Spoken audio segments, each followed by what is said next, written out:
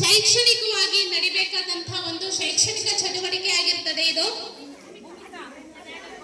Metric ಮೇಳ, ಮಕ್ಕಳ metric ಮೇಳ ಮಕ್ಕಳಿಗೆ ಆಟ ಪಾಠದ ಜೊತೆಗೆ ವ್ಯಾವಹಾರಿಕ ಜ್ಞಾನವನ್ನು ಮೂಡಿಸೋದು ಸಹ ಇದರ ಸದುದ್ದೇಶವಾಗಿರ್ತದೆ. ಮಕ್ಕಳು ತಮ್ಮನ್ನ ತಾವು ಏನು ಗಣಿತದಲ್ಲಿ ಏನು ಕಲ್ತಿದ್ದಾರೆ ಅದನ್ನ ಪ್ರಾಕ್ಟಿಕಲ್